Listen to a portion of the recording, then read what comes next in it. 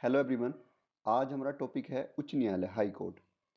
उच्च न्यायालय शुरू करने से पहले मैं आपसे निवेदन करता हूं कि आप उच्च न्यायालय को पढ़ने से पहले सुप्रीम कोर्ट की जो मेरी वीडियो है मेरे चैनल पर उसको एक बार देख लें, क्योंकि काफ़ी सारे प्रोसेस ऐसे हैं जो सुप्रीम कोर्ट में और हाई कोर्ट में सेम होते हैं, जो मैं इस वीडियो में आगे आपको बताता चला जाऊंगा। तो आप प्लीज़ एक बार पहले सुप्रीम कोर्ट की वीडियो देखें, उसके बाद आपको ये हाई कोर्ट की वीडियो बहुत ही अच्छे से समझ आएगी। ठीक है, चलिए अब हम शुरू करते हैं। तो उच्च न्यायालय, हाई कोर्ट जो है वो भारत के कॉन्स्टिट्यूशन के आर्टिकल 214 में आता है, 214 में। ठीक है, मैंने पहले भी आपको बताया था सुप्रीम कोर्ट 124 में आता है और हाई कोर्ट 214 में आता है। आप पुरानी वीडियो में देख सकते हैं।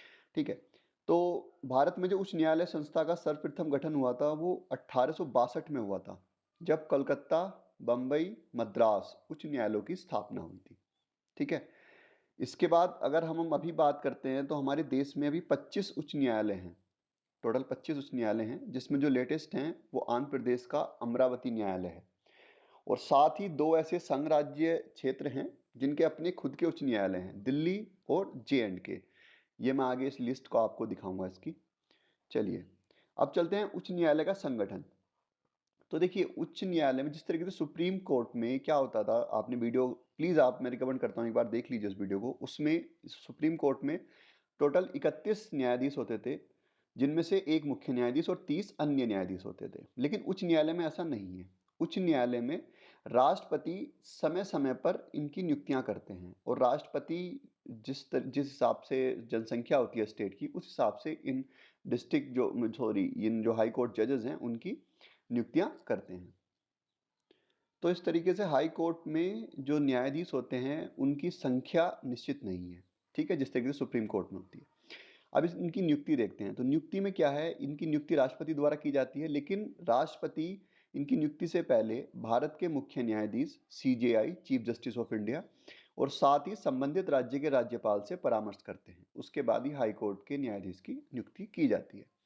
अब किस तरीके से इनको नियुक्त किया जाता है, क्या प्रोसेस होता है, वो मैंने आपको बताया हुआ है सुप्रीम कोर्ट की वीडियो में, कॉलेजियन सिस्टम 1+4। आप प्लीज़ एक बार उस वीडियो को देख लीजिए, आपको बहुत अच्छे समझ आ जाएगा। अगर मैं इसको बताने जाऊंगा तो ये काफ़ी लंबा वीडियो हो जाएगा। आप प्लीज़ एक बार सुप्रीम कोर्ट की वीडियो देख लीजिए। आगे चलते हैं, न्यायाधीशों की योग्यता। योग्यता में दो शर्तें हैं। एक तो वो भारत के नागरिक होनी चाहिए। उसके अलावा जो दूसरी शर्त है, इसमें दो खंड हैं, इन दो खंड में से एक खंड उनको अवश्य होना चाहिए। अर्थात या तो उन्हें भारत के न्यायिक कार्य में 10 वर्ष का एक्सपीरियंस हो, ठीक है, या फिर वो किसी भी उच्च न्यायालय में लगातार 10 वर्ष तक अधिवक्ता रह चुके हों। इन दोनों में से एक योग्यता उन पे होनी चाहिए, और दूसरा वो भारत के नागरिक हों। ठीक है, अगर ये दोनों योग्यता उनके पास हैं तो वो किसी भी हाई कोर्ट के जज के लिए एक अनिवार्य अर्हता रखते हैं। अब चलते हैं शपथ। जो इनकी शपथ है वो राज्य के राज्यपाल इनको शपथ दिलाते हैं। कार्यकाल मैंने आपको सुप्रीम कोर्ट में ही बताया था। जो हाई कोर्ट के न्यायाधीश होते हैं उनका कार्यकाल होता है 62 वर्ष, जबकि जो सुप्रीम कोर्ट के होते हैं उनका होता है 65 वर्ष। आप एक बार उस वीडियो को जरूर देखें, मैं आपको रिकमेंड करता हूं। बाकी ये राष्ट्रपति को अपना त्यागपत्र भेज देते हैं। संसद की सिफारिश से राष्ट्रपति इन्हें हटा सकते हैं। जो महाभियोग लगता है वो मैंने सुप्रीम कोर्ट में बताया है, आपको एक बार जरूर देख लीजिए। सेम उसी तरीके से ही हाई कोर्ट के न्यायाधीशों पे भी उसी तरीके से ही आपका ये महाभियोग लगता है। इसके साथ ही साथ क्या होता है कि जो इनकी नियुक्ति होती है वो उच्चतम न्यायालय में न्यायाधीश के रूप में हो जाने पर भी, या किसी दूसरे अन्य न्यायालय में इनका स्थानांतरण हो जाने पर भी इन्हें अपना पद छोड़ना पड़ता है। मान लीजिए हाईकोर्ट के कोई न्यायाधीश है, उनकी नियुक्ति हमारे CJI अगर उनको किसी सुप्रीम कोर्ट में कुछ समय के लिए अल्पकाल के लिए उन्हें वहाँ पे न्यायाधीश बना देते हैं, तो उन्हें अपना जो हाई कोर्ट का पद है वो छोड़ना होगा। या फिर अगर CJI या फिर राष्ट्रपति उन्हें किसी दूसरी अगर हाई कोर्ट में ट्रांसफर कर देते हैं तो भी उन्हें अपना पद छोड़ना होता है। चलिए आगे चलते हैं। न्यायाधीशों को हटाना सेम प्रक्रिया होती है। जैसे सुप्रीम कोर्ट के जज को हटाया जाता है, वैसे ही हाई कोर्ट के जज को हटाया जाता है। महाभियोग की प्रक्रिया होती है। आप एक बार वो वीडियो जरूर देखें, मैंने उसमें बहुत अच्छे से आपको समझा रखा है। मैं फिर भी बहुत जल्दी आपको बता देता हूँ। इसमें क्या होता है, एक प्रस्ताव पारित करना होता है। हटाने के लिए जो प्रस्ताव पारित होता है वो लोकसभा में भी जा सकता है और राज्यसभा में भी, किसी भी सदन में पहले जा सकता है। अगर लोकसभा में जाएगा तो 100 सदस्य उस पर साइन करेंगे, उसके बाद राज्यसभा में जाएगा, फिर राज्यसभा में अगर 50 सदस्य उस पर साइन कर देते हैं तो प्रस्ताव पारित हो जाता है। ऐसे ही अगर पहले राज्यसभा में जाए तो 50 सदस्य राज्यसभा में उसे पारित करें, उसके बाद वो लोकसभा में जाएगा, फिर लोकसभा में 100 सदस्यों से पारित करें तो प्रस्ताव क्या हो जाएगा, पारित हो जाएगा। प्रस्ताव पारित होने के बाद जो भी अध्यक्ष और सभापति होंगे वो उन पर लगने वाले आरोपों की जांच के लिए 3 सदस्य समिति बनाते हैं। उन सदस्य समिति में एक तो सीजेआई होते हैं, ठीक है, एक किसी भी उच्च न्यायालय के मुख्य न्यायाधीश होंगे और एक प्रख्यात न्यायविद होंगे, ठीक है, ये 3 बंदे उसमें जरूर होंगे। और इसके बाद अगर उन पे ये जो लगाया गया आरोप है सिद्ध हो जाता है कमेटी द्वारा, तो उसके बाद ये संसद के दोनों सदनों द्वारा विशेष बहुमत से पास कराना होता है, ठीक है। विशेष बहुमत का मतलब मैंने आपको बता दिया था, संसद में जितने लोग आए हैं और जितने वोट करते हैं उसका 2/3 लोग अगर पारित मतलब पास कर देते हैं तो इसका मतलब वो विशेष बहुमत से प्रस्ताव को पारित माना जाता है। और जब ये संसद के दोनों सदनों से विशेष बहुमत से पारित हो जाता है तो फिर ये राष्ट्रपति के पास भेजा जाता है और राष्ट्रपति उसको उसके पद से हटा देते हैं। आप एक बार सुप्रीम कोर्ट का वीडियो जरूर देखिए। अब चलते हैं इनके वेतन एवं भत्ते पर। इनके वेतन और भत्ते जो होते हैं वो संसद द्वारा निर्धारित किए जाते हैं और वित्तीयापात काल में भी इनमें कोई कमी नहीं की जा सकती है, ठीक है। इसके आगे चलते हैं।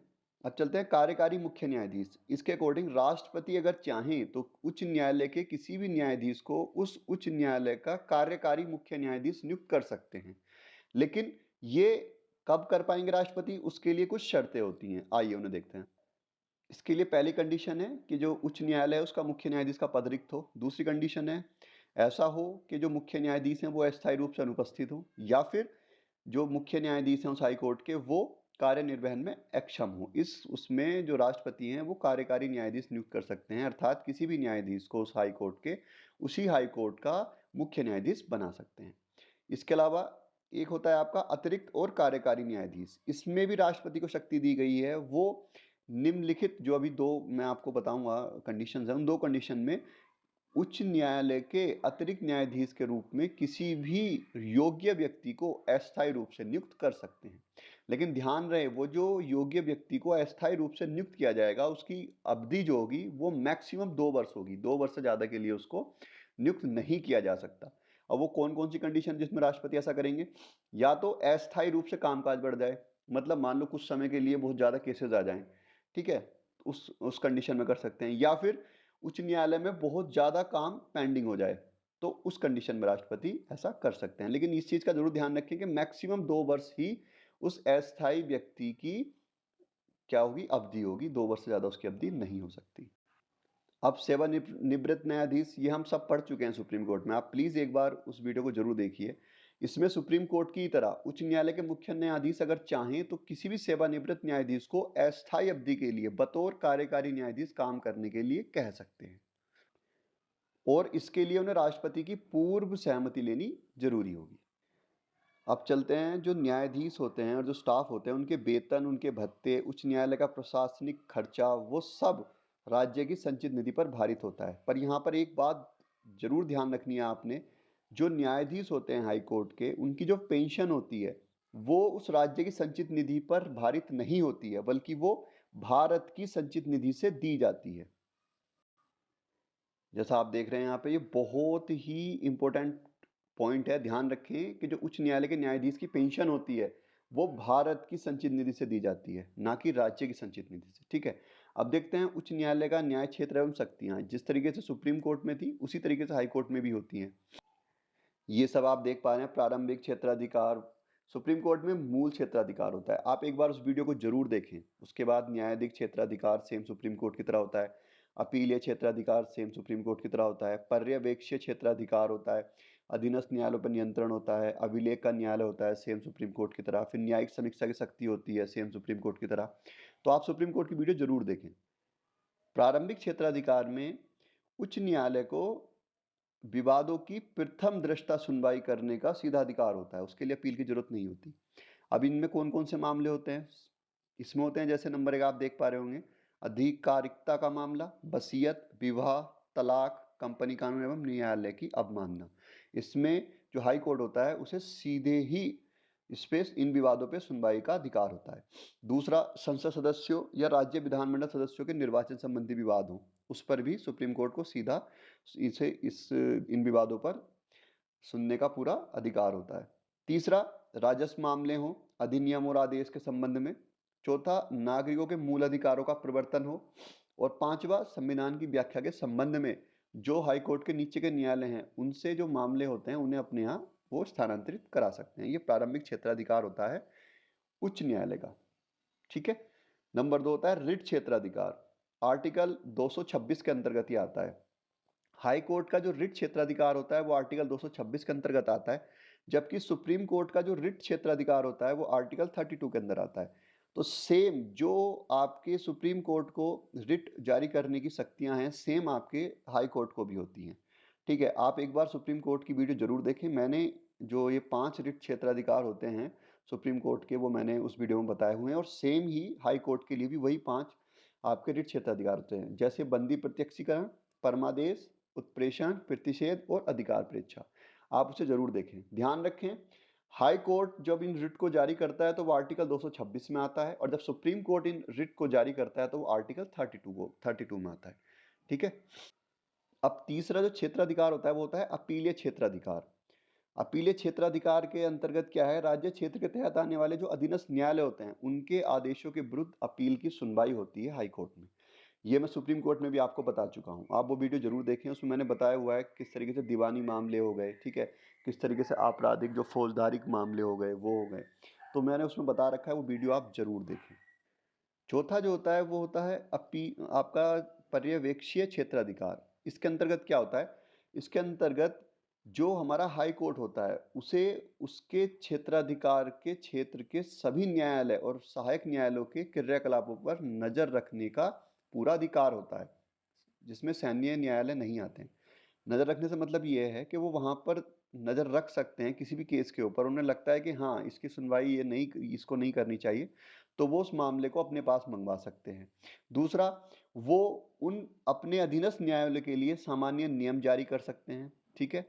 तीसरा, जो उनके अधीनस्थ न्यायालय हैं वो जो लेखा या सूची वगैरह बनाते हैं, उनको बनाने का कोई भी प्रपत्र निर्धारित, मतलब कोई प्रोफॉर्मा वगैरह बना सकते हैं कि भाई आप इस प्रोफॉर्मा में अपनी इन लेखा और इन सूचियों को रखिए।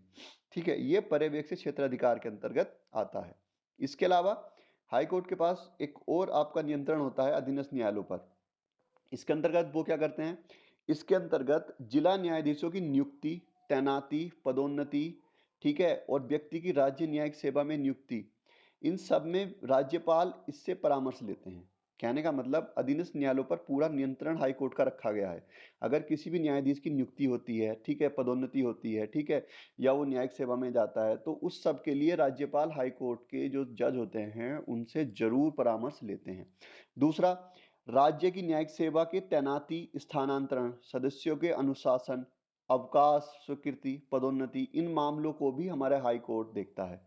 ठीक है, ऐसा नहीं है कि भाई अधीनस्थ न्यायालय है तो फिर वो मतलब सिर्फ राज्यपाल के ही स्तर से वो सब चीजें हो जाएंगी ट्रांसफर वगैरह, ऐसा नहीं है। राज्यपाल भी उसमें जो हमारे हाई कोर्ट के जजेस होते हैं उनसे पूरा परामर्श लेते हैं। हाई कोर्ट भी अभिलेख न्यायालय की तरह काम करता है जिस तरीके से सुप्रीम कोर्ट करता है। आपने अगर वो वीडियो नहीं देखी सुप्रीम कोर्ट की, तो प्लीज़ आपसे एक बार फिर से मैं कह रहा हूँ कि आप उस वीडियो को जरूर देखें। तो अभिलेख न्यायालय के अंतर्गत सेम वही चीज़ है। उच्च न्यायालय के जो फैसले कार्यवाही होते हैं उन सबको स्मृति और परिसाक्ष्य के लिए रखा जाता है, और जो अधीनस्थ न्यायालय होते हैं वो कार्यवाही के समय इन पर सवाल नहीं उठा सकते, और हाई कोर्ट के दिए गए इन फैसलों के तर्ज पर ही वो अपने फैसले देते हैं। दूसरा, न्यायालय की अवमानना पर साधारण कारावास और आर्थिक दंड, दोनों प्रकार के दंड देने का अधिकार हाई कोर्ट को होता है, तो इसलिए इसको अभिलेख का न्यायालय भी कहा जाता है। फिर आपका आता है न्यायिक पुनरावलोकन की शक्ति।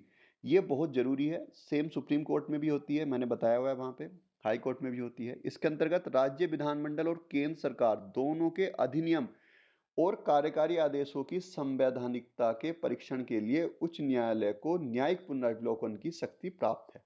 यदि वे संविधान का उल्लंघन करते हैं तो उन्हें हाईकोर्ट असंवैधानिक, सामान्य, शून्य घोषित कर सकता है। अगर ऐसा होता है तो उन्हें सरकार लागू नहीं कर सकती है। ठीक है, ये बहुत ही जरूरी और अहम शक्ति दी गई है हाईकोर्ट को भी। बाकी और इसके बारे में आप यहाँ पढ़ सकते हैं। निम्नलिखित कार्यपालिका के आदेशों को निम्न आधारों पर चुनौती दे सकते हैं, आप इसको और पढ़ सकते हैं। ठीक है, अब हम लिस्ट देखते हैं हमारी जो हाई कोर्ट्स हैं उनकी। ये लिस्ट है, आपको पता होगा इसमें भारत में 28 राज्य हैं और 8 केंद्र शासित प्रदेश हैं। तो ये लिस्ट आप देख पा रहे हैं। तो अभी क्या हुआ है, जो लेटेस्ट है वो आपका 25 हाई कोर्ट हो गए हैं भारत में, और जो 25 भी है वो अमरावती में बनी है, जो आंध्र प्रदेश की हाई कोर्ट है। तो ये आप यहाँ पे देख सकते हैं। बाकी यहाँ सारी हाई कोर्ट्स हैं, मैं एक बार धीरे से इसको स्क्रॉल करता हूँ, आप इसको नोट डाउन कर सकते हैं।